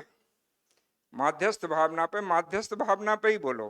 कारुण्य भावना पर बोलना है, पंडित जी को बोलना था, कारुण्य भावना पर ही बोलो। बहुत मैटर है, बहुत मैटर है, और इसमें कोई कमी नहीं है। तो आपने बहुत ही सुंदर आलेख का वाचन किया। अनिल जी साहित्याचारी हैं, तो भाई बहुत ही, और इन्होंने इस पर माध्यस्थ भावना के बारे में बोला। आज पहली चीज ये कि हम समाज में अगर देखें तो ये चारों भावनाओं की सबसे बड़ी कमी है। हम लोग किसी को देख के मुस्कुराते ही नहीं। अगर हम फोटोग्राफर के सामने जाएं और फोटोग्राफर कहता है स्माइल प्लीज, हम और रोनी सूरत हो जाती। पता नहीं हम मुस्कुराना भूल गए हैं। कहाँ से प्रसम आए? क्योंकि प्रसम में ये होता है कि जो आपके पास है उसकी प्रशंसा करनी है, तब प्रशंसा करो तो प्रसन्नता आएगी। और आज सबसे बड़ी दिक्कत तो यही है कि आप में गुण है तो हम कैसे प्रशंसा कर लें, तो हम कंजूस हो गए हैं। और जब जब व्यक्ति कंजूस होगा तो प्रसम गुण चला जाएगा, प्रसन्नता आएगी नहीं। दूसरे, परस्पर बैर विरोध होते हैं। कितना हमारे अनेक आचार्यों ने, जब आप तत्वार्थ श्लोक वार्तिक आचार्य विद्यानंद जी, आचार्य अकलंक देव को पढ़ें, कि उन्होंने महान महान जो उस समय की जितनी विचारधाराएं थी, सब विचारधाराओं को खुद ही प्रश्न उत्पन्न करके और उनका खंडन किया, लेकिन किसी की निंदा नहीं की। ये उनके अंदर माध्यस्थ भाव कि ठीक है भाई, वो अपने हिसाब से गलत बोल रहा है कि सही बोल रहा है, वो बोल रहा है ना, हम थोड़ा ना बोल रहे हैं। तो ये अनेकांतवाद, मतलब भगवान महावीर स्वामी का अगर एक अनेकांतवाद सिद्धांत, मैं कहता हूँ इस अनेकांतवाद सिद्धांत की आवश्यकता क्यों पड़ी? तो आवश्यकता इसीलिए तो पड़ी क्योंकि अनेक मत थे। अब अनेक मतों का संयोजन कैसे किया जाए, अनेक मतों को समाहार कैसे किया जाए, और अपने मत की प्रतिष्ठा कैसे की जाए। तो अपने मत की जब प्रतिष्ठा करनी है तो पहली बात तो है कि दूसरे मतों की बात तो सुनो। एक बार एक छोटा सा ही किस्सा है। आचार्य पुष्पदंत सागर जी महाराज को एक जगह पर सारे लोगों ने घेर लिया। जंगल में थे वो, आदिवासियों ने घेर लिया, और सब अपने साथ हंसिया वसिया सब लिए हुए थे। और महाराज से कहा कि तू बता कि जहर पीने वाला मोक्ष जाता है कि नहीं, भगवान होता है कि नहीं, अब बताओ क्या बोलते। और सारे लोग बिल्कुल अपने आक्रामक मुद्रा में। महाराज ने कहा पहले आप लोग बैठ जाओ, बैठ के सुनोगे, बैठ के पूछोगे तो एक अलग स्थिति बनेगी, आनंद आएगा, तुम्हें भी आनंद आएगा और हमें भी आनंद आएगा। और उन्होंने कहा भैया एक बात बताओ, तुम्हें पूछ रहे हो, तुम्हारे शंकर जी ने जहर पिया था कि नहीं? उन्होंने कहा हाँ पिया था। सबने बोला अरे हाँ हाँ पिया था। तो उनको आप क्या मानते हो? तो सबने कहा भगवान।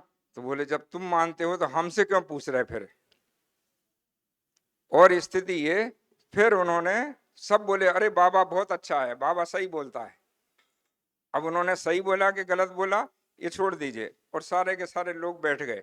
और बैठने के बाद फिर महाराज ने कहा देखो, जहर पीने में क्या होता है, तुम्हारे भगवान ने पिया था, अगर तुम पी लो तो क्या हो जाएगा? बोले हम तो मर जाएंगे। तो पियोगे क्या?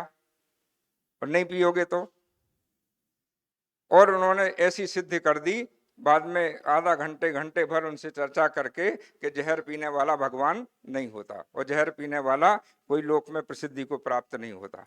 तो उनकी बात पहले सुनो, समझो, और समझ करके। और कई बार क्या होता है, विप्र पहले शत्रु की प्रशंसा करनी पड़ती है और फिर उस शत्रु को मित्र बनाना पड़ता है। ये भी एक चतुराई है, एक कला है। तो ये माध्यस्थ भाव इतना सामान्य नहीं है। हमें इन चीजों में और विरोध में समन्वय कैसे स्थापित करें, इसका हमें विचार करना पड़ता है। दूसरे, हमारे विद्वान पंडित शीतल चंद जी ने कारुण्य भावना का अनुचिंतन, इस पर विचार किया। तो ये कारुण्य भावना, करुणा, सब जानते हैं कि करुणा के स्रोत आज सूख रहे हैं, और सूख इसलिए रहे हैं क्योंकि करुणा दिखाओ तो परेशानी में आ जाता है आदमी। और हमारे कोई जैसे क्या हो गया, कोई एक्सीडेंट हो गया, कहीं कोई गिरा पड़ा हुआ है, अगर मान लो उसको लेके अस्पताल जाते हैं तो वो झंझट में पड़ जाएगा कि वो पूछेगा भाई किसने, और ये तुम्हारी जिम्मेदारी है, रुको।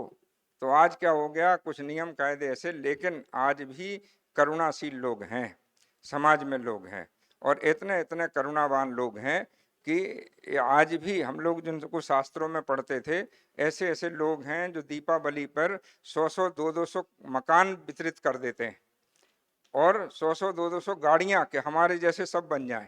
करुणा दिखाते हैं, अपने अधीनस्थों पर करुणा दिखाते हैं।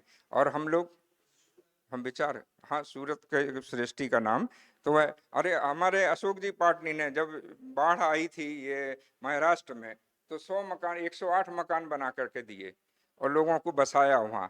तो हमारे आचार्य विद्यासागर जी महाराज, उनके पास जाओ, श्रेयांश जी वगैरह हम लोग सब बात करते हैं, वो हमेशा बोलते हैं आश्रय दान पर विचार करो। तुम लोग आश्रय दान क्यों भूल गए हो? ये करुणा से उत्पन्न होता है आश्रय दान। तो ये चीज़ें हमें उनमें रखना चाहिए। अपने बर्नी जी के श्रेष्ठ उदाहरण प्रस्तुत किए, बहुत ही अच्छे हैं बर्नी जी पर के। तो उनका तो हर जितने भी सिद्धांत हैं, जितने भी उनके ऐसे उद्धरण हैं या उनके संस्मरण है, वो सब धर्म से भी जुड़े हुए हैं, नीति से भी जुड़े हुए हैं, और समाज से भी जुड़े हुए हैं, और परोपकार से भी जुड़े हुए हैं। पंडित अखिलेश जी शास्त्री रमगढ़ा, आपने सूक्तियों पर विचार किया। सूक्तियों के संदर्भ में जब हम विचार कर रहे थे तो दो प्रकार की स्थितियां सुरभित मैत्री में। एक सूक्तियां ऐसी हैं कि जो सूक्ति चली आ रही थी उनका आश्रय लेकर के महाराज ने अपनी बात कही, और एक महाराज ने सूक्ति नहीं कही लेकिन महाराज ने जो कहा वो सूक्ति जैसी बन पड़ी। तो आपको पहले चीज तो ये कि ऐसे दो विभाजन करने चाहिए कि सूक्ति हमारे यहाँ कहते हैं पृथिव्या तीन रत्नाणी जल अन्न सुभाषितम, कि जल, अन्न और सुभाषित, ये तीन जो है पृथ्वी पर रत्न है। तो जो सूक्ति हैं, सुभाषित हैं, ये हमारे जीवन को प्रभावित करते हैं, तो जीवन को प्रभावित करते हैं। दूसरी बात है कि जब आपने तय कर लिया कि 40, तो फिर लगभग क्यों जोड़ रहे? जब आपने कहा कि 40 सूक्तियां, तो लगभग 40 सूक्तियां, लगभग क्यों कर रहे? फिर 40 हो गई ना। तो भाई जब आप गिन रहे थे तो पूरी गिन लेते, लगभग छोड़ देते। तो हम लोगों को क्या हो गया, कुछ चीजें बुरा मत मानना, हम लोगों को कुछ चीजों में ऐसे कि जबरदस्ती, अभी हम इतने परेशान हो गए कि आलेखों के उसमें किसी में परिशीलन, किसी में अनुचिंतन। मैंने कहा परिशीलन माने क्या होता है? अब परिशीलन माने होता है गहन अध्ययन। अब एक 8 पेज के उसमें गहन अध्ययन कितना हो गया, अपन सोचें। अनुचिंतन, चिंतन पर चिंतन, अनुचिंतन, जैसे पंडित जी के साथ जुड़ा हुआ था ना, तो हमने क्या चिंतन किया? हम अगर ठीक से, पहली बात ये कि अकेले जब आलेख पर समीक्षा कर रहे, विचार कर रहे, लेख लिख रहे हैं, तो महाराज जी ने क्या कहा बस इतना ही नहीं लिखना है, उस पर भी चिंतन करना है। और उस पर भी चिंतन करते तो नई नई परिभाषाएं आती आपके सामने। हम लोग सरवार सिद्धि में देख, इतने परिभाषा कोश, पूरा का पूरा, हर पेज पर 10-10 परिभाषाएं हैं। हम लोग उनको अगर देखें तो एक नया अर्थ निकलेगा। मैं तो पूज्य श्री से भी कहना चाहता हूँ सुरभित मैत्री के संदर्भ में कि महाराज जी, अभी जो आपका संपादन चल रहा है वो तो बहुत ही अच्छा है, एक बार इसको आप शास्त्र बना दीजिए। ये प्रवचन मत रखिए, इसको प्रवचन कृति मत रखिए, इसको शास्त्र बना दीजिए।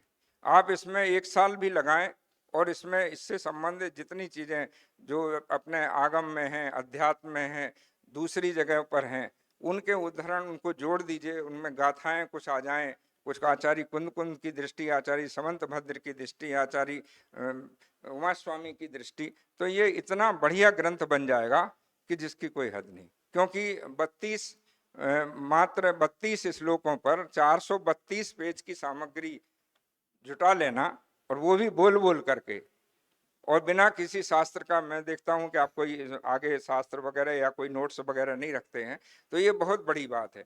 लेकिन उसे को अगर और एक बार लेखक की दृष्टि से रखिए, प्रवचन प्रवाचक की या प्रवचनकर्ता की दृष्टि से नहीं, आप स्वयं लेखक की दृष्टि रख करके अगर उसे एक बार देखेंगे तो एक, मैं समझता हूँ भले ही 4, या तो ये होगा कि 400 की जगह 600 हो जाएंगे या 400 की जगह 300 हो जाएंगे, लेकिन एक सारभूत ग्रंथ बन जाएगा। मैं आपसे बहुत छोटा हूं और हमेशा ही छोटा रहूंगा, लेकिन मेरा एक ऐसा निवेदन है।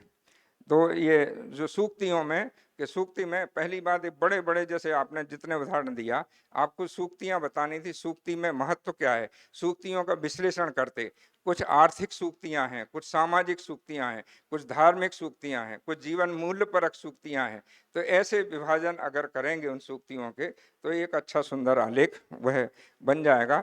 क्योंकि मुझे जो है ज़्यादा प्रशंसा और ज़्यादा अच्छी बातें कहने की आदत कम है, इसलिए मैंने ये बात आपको कही, और विनोद जी इस बात को जानते हैं। आदरणीय पंडित पवन जी दीवान ने, अभी हमारे भैया चक्रेश जी बोल रहे थे कि पंडित जी तो सब चीज़ों का संग्रह करते रहते हैं।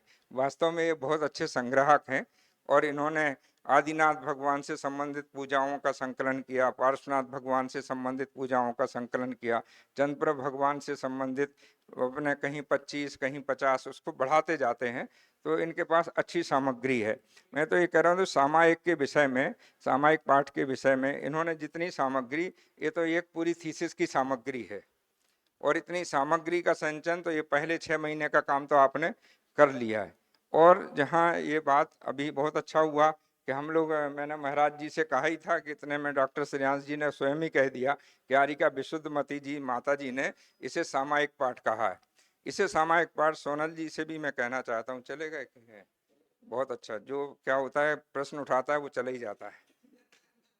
क्योंकि ये जो है ना, इसमें आप देखें 32 के 32 उसमें हर जगह आज चिंतन की बात आई है, और चिंतन सामायिक में होता है, और इसीलिए ये सामायिक पाठ है, क्योंकि इसमें पूरा का पूरा चिंतन परक है। उसमें एक एक पद आप पढ़ते जाइए, वहाँ क्रिया की बात नहीं कर रहे, चिंतन की बात कर रहे। ऐसा चिंतन करो, मेरा सब जीवों से मित्रता का भाव रहे, मेरा सब जीवों के में जो कष्ट में पड़े हुए जीव हैं उनके प्रति करुणा का भाव रहे, विपरीत वृत्ति वालों के प्रति माध्यस्थ का भाव रहे। ये सब भावनात्मक चिंतन है। और सामायिक में इससे अधिक क्या होता है भाई? आप समय आत्मा को आधार बना करके एकाग्रता पूर्वक जो धर्म का चिंतन करते हैं, संसार शरीर वैराग्य का चिंतन करते हैं, वही तो सामायिक है, और क्या है।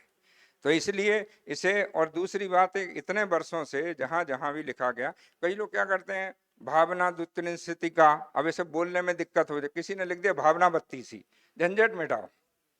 एक हमारे बहुत अच्छे मित्र हैं, वे बोलते हैं कि अनुस्वार रखना, तो ये समस्या आती है कि किसके ऊपर अनुस्वार रखना। बोले बीच में रख दो, पढ़ने वाला समझ जाएगा कि इधर पढ़ना कि उधर पढ़ना। तो उन्होंने कहा भावना द्वितीय का इतना वजनदार शब्द बोलना पड़ता है, इससे सीधा कर दो भावना 32।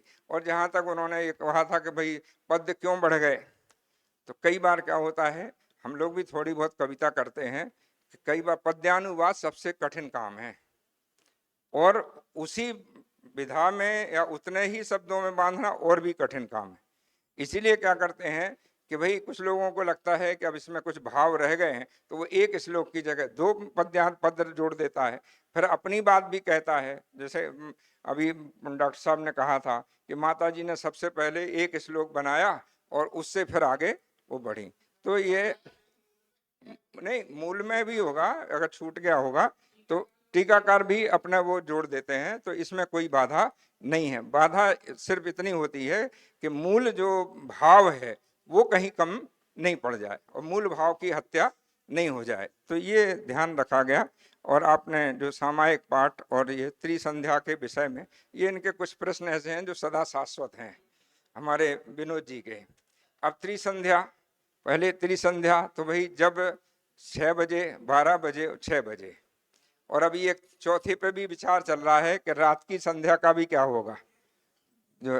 तो अब दोनों के जो बीच का जो समय है वह, अब अगर आप उसको अंतर मुहूर्त लेते हैं तो आप 48 मिनट, 24 मिनट इधर ले लो, 24 मिनट उधर ले लो, ठीक है। और या फिर जहां संधि काल आ रहा है वहां से शुरू कर दो, तो उसमें कोई बाधा नहीं है। हमें तो वो अच्छी बात लगती है। एक हमारे यहाँ उदाहरण है कि भाई सामायिक, हाँ एक बात और, एक व्यक्ति ने कहा था, एक आलेख वाचक ने, कि ये कि अगर ऐसा हो जाएगा तो मैं सिद्धचक विधान कराऊंगा, ये व्यापार नहीं चलेगा। देखो पूज्य श्री क्या कहते हैं और प्रवचन में किसको कह रहे हैं, किस संदर्भ में कह रहे हैं, उन संदर्भों पे जाओ आप, तो एक अलग विषय निकलेगा। और सामान्य दृष्टि से हमारे हमारे शास्त्रों में ऐसे सैकड़ों उदाहरण हैं जिसमें अनाथी मुनि रात में आंख दुख रही थी, बहुत जो उपचार कर सकते थे वो उपचार किया और आंख का दर्द दूर नहीं कर पाए। उन्होंने बोला अगर सवेरे तक आंख दर्द ठीक हो जाएगा भगवान तो मैं दीक्षा ले लूंगा। अब ये क्या व्यापार है क्या? और उन्होंने क्या किया, उन्होंने बस जो ही उन्होंने ये कहा कि अगर सवेरे तक ये ठीक हो गई तो मैं दीक्षा ले लूंगा, और जो ही ये चिंतन किया घड़ी 2 घड़ी के बाद ही वो आंख दर्द ठीक हो गया। अब क्या करें? और उन्होंने हाँ मतलब ऐसे बहुत उदाहरण है। तो उन्होंने क्या किया कि सवेरे जो है दीक्षा के लिए निकल गए, दीक्षा ले ली, मुनि बन गए, अनाथी मुनि के नाम से प्रसिद्ध हुए। तो हाँ, तो अरे भाई अगर संकल्प कोई आपने अगर लेते हैं ऐसा, इसमें बाधा क्या है? ये व्यापार नहीं है, ये भावना है। हमें हर चीज को हम व्यापार शब्द कहते हैं, बहुत बड़ा व्यापार शब्द है, छोटा मोटा नहीं है। हमारे लिए भावना भी होती है, भावना। अब आप देखो ना, वो इनके वर्धमान सागर जी की नेत्र ज्योति चली गई थी, वो अपने 36 घंटे कितने घंटे तक बैठे रहे। उन्होंने कहा कि भाई हम तो शांति अष्टक का पाठ कर रहे हैं और भगवान बस या तो ज्योति दो तो उठेंगे, नहीं तो यहीं बैठे रहेंगे। अब क्या कर रहे थे वो? भगवान को धमका। हमारे विनोद जी बहुत अच्छे अच्छे संस्मरण सुनाते हैं, भक्तों के बस में भगवान, कभी अकेले में सुनना आप। भगवान के सामने जब भक्त खड़ा होता है, बस मैं खत्म कर रहा हूँ, भगवान के सामने जब भक्त खड़ा होता है महाराज जी सब कुछ कह डालता है।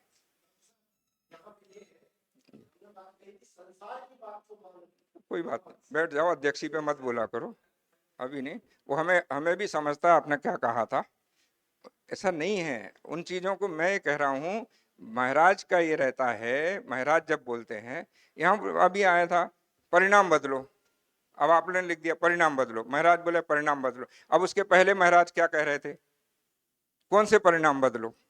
अगर अच्छे ही परिणाम में व्यक्ति लगा हुआ है तो परिणाम क्यों बदलो? तो वहां तो कुछ नहीं कहा ना कि अच्छे बुरे। तो अब अपन तो बहुत समझदार हैं, तो इसलिए अपन तुरंत समझ जाते हैं कि बुरे भाव बदलो, बुरे परिणाम बदलो। अब वहां वो कौन लोग बैठे हैं, किनको कह रहे हैं, किस संदर्भ में कह रहे हैं? जैसे नमोकार मंत्र की बात आई थी कि नमोकार मंत्र, तो महाराज ने कहा अकेले नमोकार मंत्र से कुछ नहीं होगा, क्या करना पड़ेगा? तुम्हें 12 वृत्त धारण करने पड़ेंगे। अरे भाई, जिसने इतना ही मान लिया कि बस हम तो नमोकार मंत्र पढ़ेंगे, और ऐसे सैकड़ों उदाहरण है, उसमें सैकड़ों उदाहरण है जिसमें मूलाचार सीधे कहते हैं वो अरिहंतो नमोकारो भावेण जो पैडम दी सभ्य दुख मोगम मोखम पावदी अचिरण का लेने। अब शीघ्रता से मुक्ति को प्राप्त हुए। अरे अंत समय में हमारे यहाँ क्या कहा जाता है? अंत समय में अरहंत भगवान का नाम बस याद रह जाए, मुक्ति मिल जाएगी। अरे भाई, किसके लिए कह रहे हैं? तो महाराज उस समय क्या कह रहे हैं, आगे पीछे सोचो, उन पर विचार करो, और फिर विचार करके अपने आलेख में वहाँ महाराज की भी समीक्षा करो ना, कि महाराज जी ये चीज उस समय कहना चाहते होंगे, लेकिन प्रवचन के बहाव में ये चीज छूट गई। महाराज जी को भी अच्छा लगेगा। भाई अपन कोई महाराज जी के प्रति अतिक्रम व्यतिक्रम थोड़ा ना कर रहे हैं। भाई जब अपन पढ़ रहे हैं, कई बार हमें लगता है भाई ये चीज हो गई, ये चीज छूट गई, तो बोल देते हैं महाराज जी इसमें। या तो वो हमारे एक मित्र थे, सांसद थे, वो बोलते थे कि 2 ही चीजें अच्छी हैं, या तो तुम अपनी बात हमें समझा दो, नहीं तो हमारी समझ लो। तो बस यही हमारे लिए एक रास्ता है। यहाँ सामायिक पाठ और जो इन्होंने जोड़ा है, तो उसके लिए अब ये विकल्प नहीं करना कि ये भावना द्वित्रिंशतिका के लिए सामायिक पाठ नहीं कहते हैं, ये सामायिक पाठ ही है। और विद्वानों को यहाँ से ये संकल्प लेके जाना चाहिए कि हम लोग इसका रोज पाठ करेंगे, और अगर ये संकल्प लेके जाते हैं तो ये गोष्ठी की सार्थकता होगी। आपने भैया अखिलेश जी, अगर कुछ गलत हुआ हो तो आप क्षमा करना, और सभी विद्वान हमारे तो सब वरिष्ठ, पता नहीं मुझे क्यों अध्यक्ष बना देते हैं, यही समझ में नहीं आ जाता। तो वही सुनील जी का, श्रेयांश जी का उपकार है कि मुझे आपने इस योग्य समझा, और हमारे दोनों सारस्वत अतिथि ने हमारे आजू बाजू बैठ करके हमारा उत्साह भी बढ़ाया। आपने सामायिक पर व्याख्यान दिया और इन्होंने उसी बीच में सामायिक कर डाली, तो ये भी एक अपने आप में एक आदर्श है। आप सभी के लिए धन्यवाद। पूज्य श्री के प्रति हम उनके चरणों में सादर प्रणति निवेदित करते हैं, और ऐसी भावना करते हैं कि हम लोग एक एक चीज कर्म व्यवस्था पर, इस पर तो एक एक बहुत अच्छे विषय हैं, इसमें 32 के 32, उसमें कम से कम 100 विषय बनते हैं। 100 विषय इस पर बनते हैं और 100 अच्छी गोष्ठी हो सकती है। फिर भी जितने जैसा भी चल रहा है गोष्ठी बहुत अच्छी चल रही है। आप सभी के लिए बहुत बहुत साधुवाद। और हमारे जो संचालक थे इस सत्र के आदरणीय डॉक्टर बाहुबली कुमार जी, इन्होंने, लोग बाहुबली जी कह के भगवान समझ लेते हैं इनको लेकिन अपन चाहते हैं कि अपने पाले में ही रहें, इसलिए ये डॉक्टर बाहुबली कुमार जी ने बहुत ही सुंदर सत्र का संचालन किया। इनके लिए भी बहुत बहुत साधुवाद। नमोस्तु।